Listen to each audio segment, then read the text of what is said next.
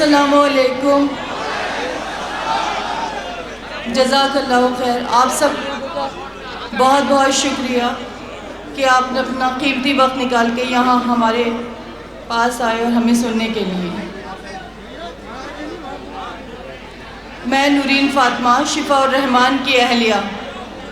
पिछले 5 सालों में मैंने यही अल्फाज उनके लिए सुने हैं।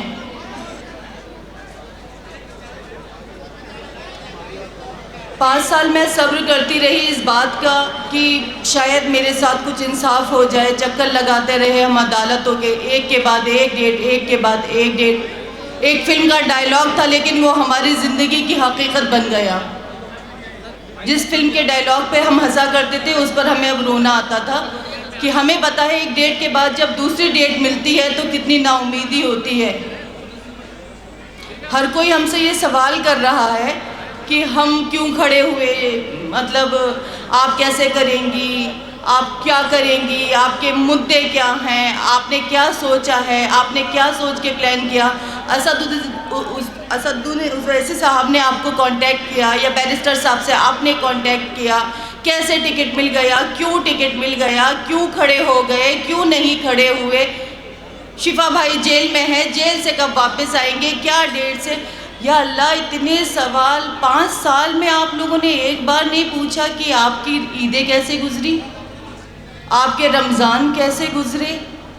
आप बीमार तो नहीं हुई, आप बीमार हुई तो आपने अपने बच्चों को कैसे संभाला, आपने बच्चों को स्कूल कैसे भेजा, आपकी स्कूलों की फ़ीसें कैसे जमा हुई, आपने खाना कैसे खाया, आपने खाना कैसे बनाया। एक बार भी आप लोगों को याद नहीं आया। जब हम लोग ताकतवर होकर उम्मीद रखकर आप सब पर आज खड़े हुए तो हमें फिर लंगड़ा करना चाहते हैं, फिर हमें उन गुमनाम गलियों में डालना चाहते हैं जिसमें हम रह रहे थे। क्या आप चाहते हैं कि हम बोले ही नहीं, कुछ भी नहीं करें, जुल्म को सहते रहें। मुझे लगता है जुल्म करने वाले के साथ साथ जुल्म होता हुआ देखकर खामोश रहना भी उतना ही गुनाह है जितना जुल्म को करना। हर कोई ये पूछ रहा है कि हम इलेक्शन में क्यों खड़े हुए हैं। आप ये बताइए, ये मेरा बेटा है, अब से 5 साल पहले ये कितना बड़ा होगा। इसने किस किस तरह का खौफ और डर महसूस किया होगा इस चीज़ में कि कल को मैं जब बड़ा होऊंगा, मैं कॉलेज में जाऊंगा तो मुझे क्या कहना होगा कि मेरा बाप दहशतगर्द था, दंगाई था।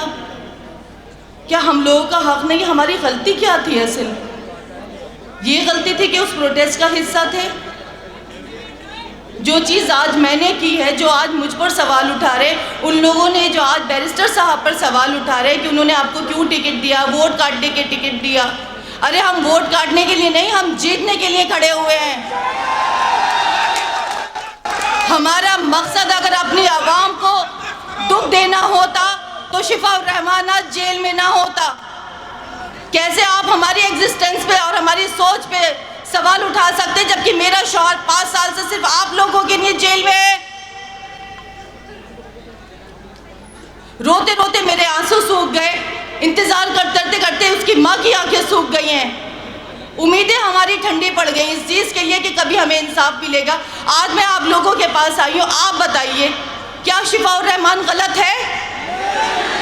क्या शिफा उर रहमान ने कुछ गलत किया है? एक बंदा आकर बोले, एक बंदा आकर मुझे ये बताए कि शिफा उर रहमान ने उसके साथ गलत किया है। या जो आप बताएं, क्या शिफा उर रहमान के साथ जो 5 साल में हुआ क्या वो होना चाहिए था? मेरे बच्चों की क्या गलती है? क्या आप लोगों के बच्चे नहीं हैं? क्या शिफा उर रहमान आपका नहीं है?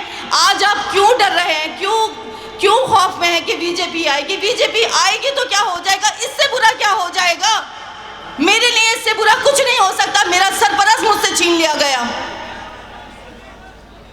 क्योंकि आप तक ये आग नहीं पहुंची है, तो इसलिए आप सवाल खड़े कर सकते हैं। मेरे सवाल तो खत्म हो चुके हैं क्योंकि मैं तो 5 साल से सवाल कर रही हूँ लेकिन जवाब ही नहीं मिल रहा।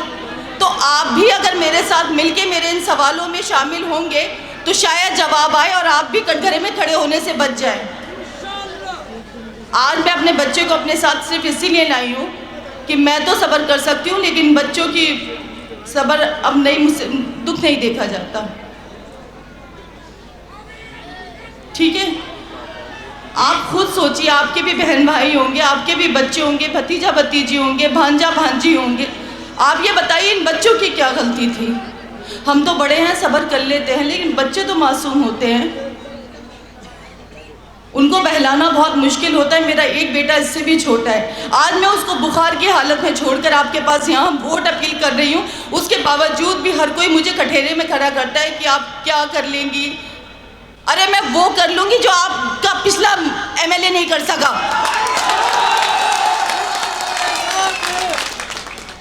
कम से कम आपसे झूठे वादे नहीं करूँगी। आपके सोचों से, आपके विचारों के साथ मिलके जैसा आप चाहेंगे इंशाल्लाह वैसा होगा। कम से कम इससे बेहतर ओखला होगा, इससे बेहतर ज़िंदगी होगी, उसमें एक सच्चाई और जज्बा होगा। आप भी मुतमईन होंगे और मैं भी मुतमईन होंगी अगर शिफा MLA होगा।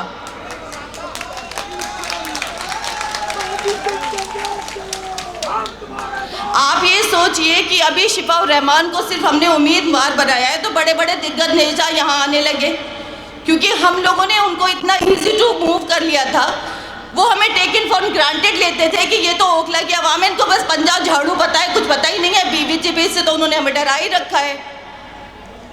बीजेपी, झाड़ू और पंजे के, ये सब एक कैटेगरी में है मेरे लिए, एक कैटेगरी में। तो बीजेपी और पंजे के अलावा जब कुछ आया, झाड़ू के अलावा, तो देखिए लोगों में हलचल मची, बड़े बड़े दिग्गज नेता आने लगे कैंपेनिंग के लिए, नहीं तो फ्री में हो जाते थे इलेक्शंस। तो जब शिफा उर रहमान MLA बन जाएगा ना, आज ओखला की जो सीट है वो हॉट सीट बन चुकी है। किसकी वजह से? शिफा उर रहमान के खड़े होने की वजह से। मुस्तफ़ाबाद के भी सब जगह चर्चे हैं, किसकी वजह से?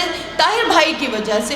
तो आप ये सोचिए, जब आज उम्मीदवार बनने के बाद ये चर्चे हम लाइमलाइट में आ चुके हैं, तो कल इंशाल्लाह जब हम MLA बन जाएंगे हमारे शौहर ताहिर भाई, तो आप ये सोचिए इस ओखला का क्या निज़ाम होगा। लोगों की नजरें आएंगी कि यहाँ का मुसलमान बेवकूफ़ नहीं है, यहाँ का मुसलमान छोटी छोटी टॉफियों से बहकने वाला नहीं है, वो जज्बात को समझता है, वो इंसान है, कोई भेड़ बकरी नहीं है कि जिधर जला दो उधर चढ़ जाए। उसके जज्बात है, वो आपकी तरह बुज़दिल नहीं है, वो दूसरों के एहसास से नहीं खेलता।